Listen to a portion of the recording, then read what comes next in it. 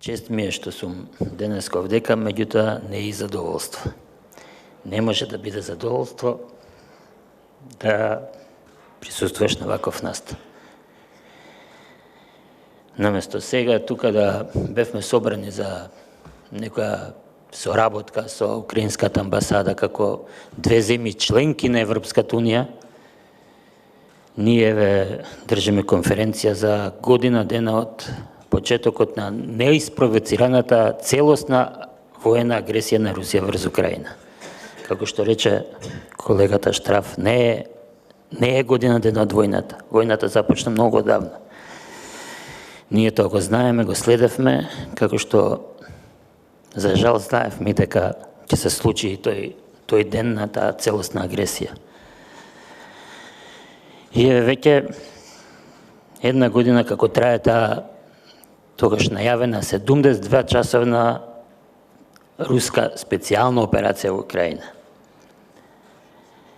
Една година сме сведоци на руски воени злостварства, една година гранатирање и уништување на цивилни објекти и инфраструктура, една година грозоморни слики од убиени цивили, меѓу кои деца, една година силувања, ограбувања, депортации, киднапирања, масовни гробници, кели за мачење.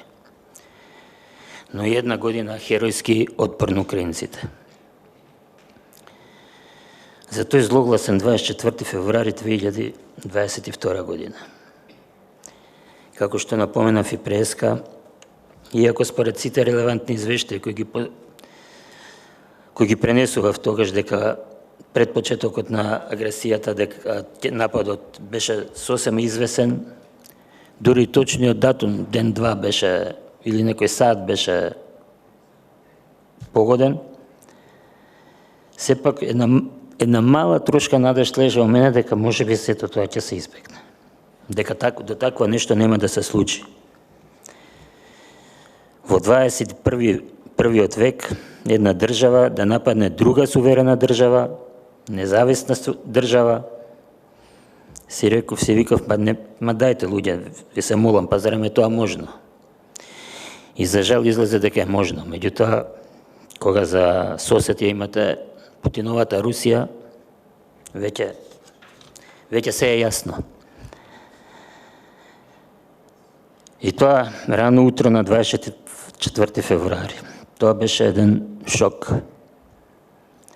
Втората армија на светот, за која покасно се покажа дека и не е, ја нападна малобројната и слабо вооружена украинска армија. За 48 до 72 часа ќе го освоиме Киев. Трубе агресорските портали, трубе агресорите со големи латинични букви З на своите униформи. А ова З всушност е остаток од свастиката, пошто другиот дел го украле корумпираните руски политичари и воени добавувачи. И навистина почетокот изгледаше дека нивните предвидувања се точни. Тие руските агресори стигнаа многу кратко во предградието на Киев. Но за среќа до тука им се остварија прогнозите.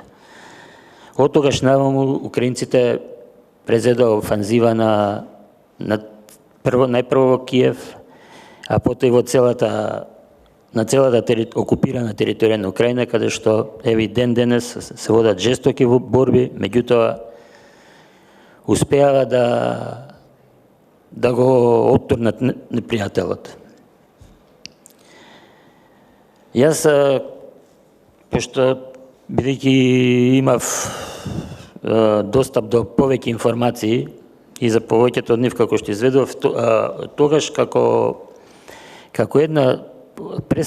пресвртна точка во оваа агресија ја препознав одбраната на гарнизонот Азов, кој забарикадиран во челичарницата Азовстал одолеваше на нападите на повеќекратно посилните и според оружјето што го поседува и според силите кои ги поседува и руски сили, помогнати од секако од чеченскиот господар на војната Рамзан Кадиров. И тоа беше пресудно, мислам, да дојде до пресвртот во војните действија, со тоа што доволно долго ги држаа руските сили ангажирани околу Азов и се додека не добија наредба да се предадат. Бидејќи од тука тргна украинската офанзива и за кратко време беа изфрлени русите далеко од Киев и таа офанзива продолжува и ден денес. Русите се веќе исплашени, како што гледаме сега и им виси одбраната на Одеса, на Крим, на Крим всушност. Секако тоа, гледајќи го фактот дека на кој начин украинските сили ги ослободи и Харкив и Херсон.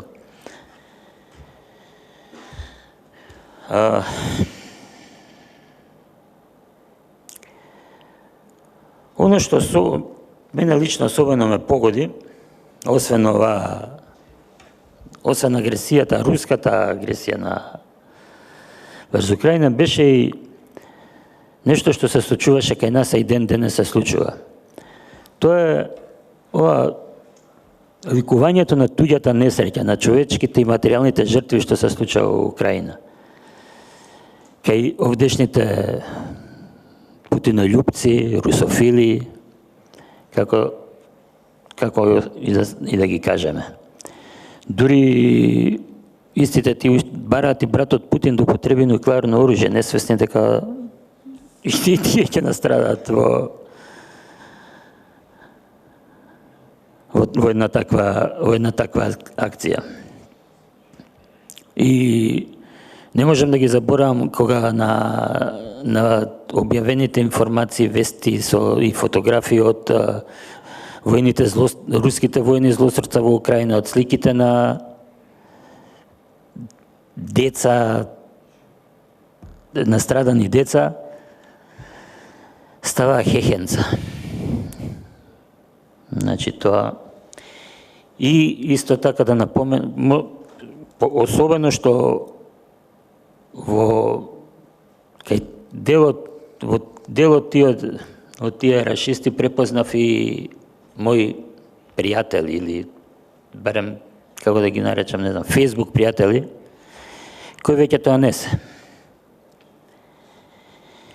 И сега можам само да кажам дека се надевам на што поскоро не завршување на војната, не мир по секоја цена, него на што поскоро ослободување на Украина